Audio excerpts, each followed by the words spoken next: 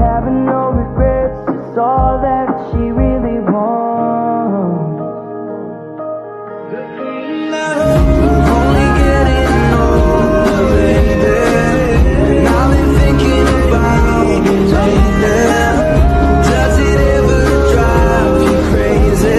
Just how fast the night changes. Hai, kami dari kelompok 5 akan membahas mengenai isu kemacetan. Kemacetan lalu lintas merupakan masalah yang sering terjadi apalagi di daerah ramai seperti kota, sekitar sekolah ataupun kampus. Jika dilihat dari pandangan Pancasila, kemacetan bukan hanya masalah lalu lintas saja, tetapi sudah termasuk dalam masalah sosial dan kemanusiaan. Mengapa? Nah, untuk lebih jelas, mari kita simak pendapat dari beberapa masyarakat atau mahasiswa terkait kemacetan di sekitaran Universitas Negeri Medan. Menurut saya itu yang pertama tidak adanya penjaga atau polisi yang mengatur lalu lintas, dan mungkin yang kedua itu tidak adanya lampu merah sih, supaya jalan nyebrang dia, jadi mengganggu kemacetan juga. Ya karena ketidaksabaran pengendara, terus ketidakteraturan dari berlalu lintas seperti itu. Penyebab kemacetan dari simpang Unimed itu seperti angkotnya nggak mau mengalah, mau cepat-cepat juga. Terus itu jalannya juga kadang ada juga yang rusak, udah seperti itu. Yang pertama mungkin kecepatan ya, karena kalau kecepatannya itu nggak teratur antara satu pengendara sama pengendara lain, apalagi karena udah sore buru-buru pulang, akhirnya itu jadi macet di satu tempat, satu titik. Terlebih kan itu simpang 4 dari arah yang banyak juga, dan ada beberapa angkot yang mutar di situ, jadi ramai. Ya, faktornya itu misalnya kayak angkutan umum, kayak angkot gitu, itu banyak yang tidak mau mengalah gitu, banyak yang kejar-kejaran gitu, apalagi banyak juga kan angkot di sini gitu, gitu sih. Misalnya kayak ada kuliah pagi gitu kan Kak, itu jadi saya bisa telat gitu, jadi telat gitu.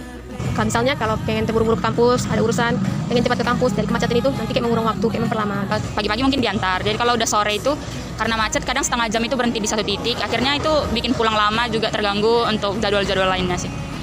Nah, secara generalnya mungkin pengendara-pengendara yang nggak sabaran aja sih, jadi kayak terjadi macet lah gitu, nggak ada yang mengalah. Nah, teman-teman, dari beberapa pendapat tadi, secara garis besar kemacetan disebabkan oleh keegoisan manusia.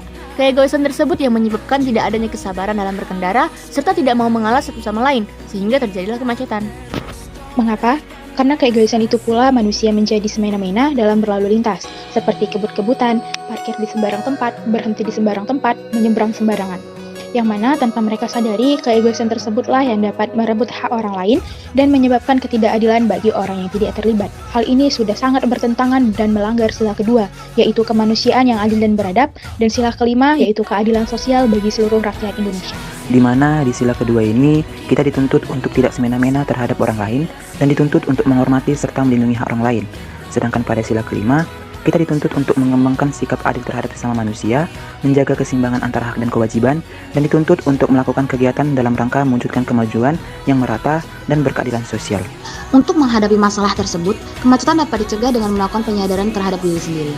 Sebagai manusia yang berpegang teguh dengan Pancasila, sebaiknya kita sadar dan mengamalkan nilai-nilai Pancasila di segala bidang kehidupan, termasuk dalam berkendara dan berada di sekitar jalan raya. Kemudian, upaya yang dapat dilakukan pemerintah adalah merawat fasilitas-fasilitas di jalan raya, meningkatkan daya guna ruang jalan seperti mengatur sistem lalu lintas satu arah, pemisahan jalan cepat dan lambat, meningkatkan pelayanan umum seperti penataan terminal dan penataan lokasi perhentian. Seharusnya pemerintah daerah juga meningkatkan pengawasan lalu lintas, seperti pengawasan di persimpangan dan parkir sembarangan. Kemudian pemerintah juga dapat melakukan penyuluhan terhadap masyarakat terkait berkendara dan di jalan raya. Penyuluhan ini dilakukan guna membuka pemikiran masyarakat, terkhusus masyarakat awam. Dan penyuluhan tersebut dapat dilakukan melalui media sosial dengan membuat poster serta berkunjung ke daerah yang sering terjadi kemacetan. Kemudian pemerintah dapat melakukan pemasangan slogan di setiap tempat yang sering terjadi macet. Demikianlah video dari kelompok 5, semoga bermanfaat.